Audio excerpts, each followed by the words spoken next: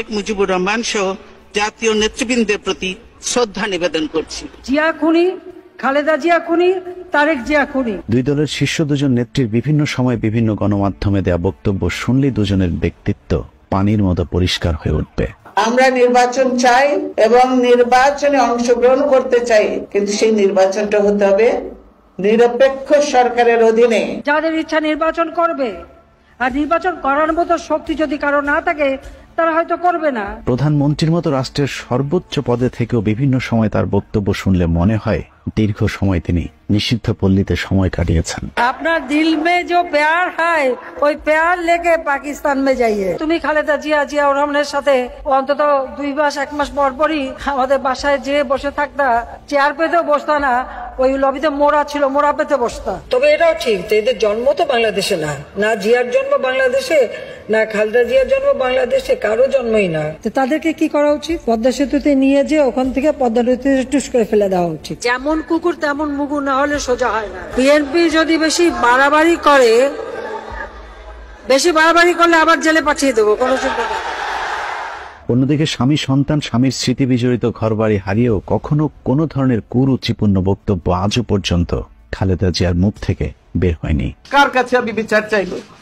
দীর্ঘদিনের সংসারের সব মালামাল রেখে আমাকে এক কাপড়ে বাড়ি থেকে বেরিয়ে আসতে হলো। এই হাসিনার অধীনে কোন নির্বাচন কি সুষ্ঠু হবে? এতগুলো কিছু দেখার পর হবে না। ইনশাআল্লাহ আল্লাহর বিচার থাকলে এই দেশে বিএনপি আবারও আসবে। পোশাক আশাকেও দুজনের পার্থক্য একেবারে পরিষ্কার। একজন রাজরানী তো আরেকজন ড্যাশ মারানি। আমার কোনো দরকারই নেই। পাওয়ার চাই। চিন্তা চেতনার উচ্চবোধ, নীতি আদর্শ সব দিক থেকে উন্নত চরিত্রের অধিকারী বেগম খালেদা জিয়া। আমি এখন জনগণের জন্য, দেশের জন্য, মানুষের জন্য কাজ করতে চাই। ওগুলো আমার দরকার। আমি ইলেকশন চাই, আমার প্রধানমন্ত্রী হওয়ার কোনো শখ নেই। আর আমার পাওয়ার চাই, আমি দেশে উন্নতি করতে চাই, সাফ কথা আমার। শুধু বেগম খালেদা জিয়া নয়, তার আশপাশের নারীগুলোর আউটলুকটাও চোখে পড়বার মতো। বিএনপির নারীগুলোকে দেখলে নারীত্ব সুলভ একজন ভদ্র মায়ের প্রতিচ্ছবি ভেসে ওঠে। জনগণকে ঐক্যবদ্ধের মধ্যে আনতে পারলে আমরা নিশ্চয়ই দেশনেত্রী বেগম খালেদা জিয়ার মুক্তি ঘটাতে পারবো। জনগণকে নিয়ে আমরা মাঠে নেমেছি, আমরা এই জনগণকে নিয়েই এই সরকারের পদত্যাগ করাবো, এটাই আমাদের বড় ইচ্ছা। চারিত মানুষগুলা সব সমবেত হয়ে যাচ্ছে। এই সরকারের আন্ডারে ফেরেস্তাও যদি ইলেকশন করে, সেও ডাহা ফেল করবে। আমি শেষ রক্তবিন্দু দিতে প্রস্তুত যদি মনে করি আমার রক্তবিন্দু দিয়ে এই দেশের গণতন্ত্র প্রতিষ্ঠিত। স্বাধীনতার ঘোষণা তারা দিতে পারে নাই, ব্যর্থ হয়েছে। আমি এমন একটি সংসদে বসছি যে সংসদের সঙ্গে বাংলাদেশের জনগণের ভোটের কোনো সম্পর্ক নেই। অন্যদিকে আওয়ামী লীগের নারীদের দেখলে লিঙ্গ নির্ধারণ করতেই আপনাকে কিছুটা সময় গোলক ধাঁধায় পড়তে হবে। বিরোধী শক্তি আন্দোলনকে আমরা সফল হতে দেব না।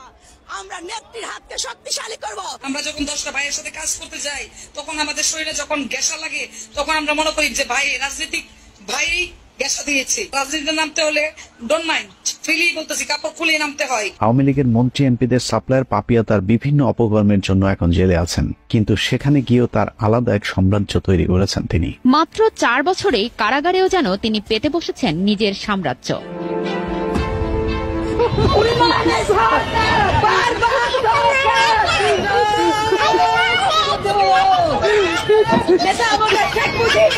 মহিলাদের মিটিং মিছিলগুলোতেও যাদেরকে নারীদের মতো দেখা যায়, তারাও আওয়ামী লীগের ভাড়াটিয়া।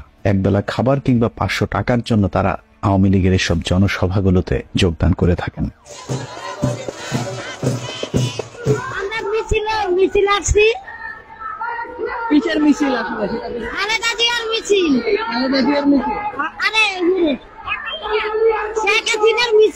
আমি আপনাকে বলবো যে আমি অসুস্থ হওয়ার পরে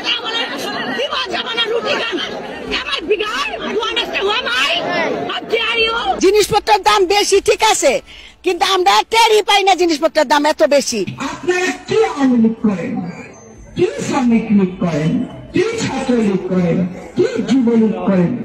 কালকে যদি ধানের শীষের পোস্টার দেখি আমি আপনাদের ধিক্কার জানাবো। আওয়ামী লীগের রক্তের মধ্যে তো বাকশাল ভাই। বাইরের কুৎসিত রূপ যেন তাদের কর্মকাণ্ডে ফুটে উঠেছে। যুবলীগ, ছাত্রলীগ, আওয়ামী লীগ মানেই মানুষের কাছে এক আতঙ্কের মূর্ত প্রতীক।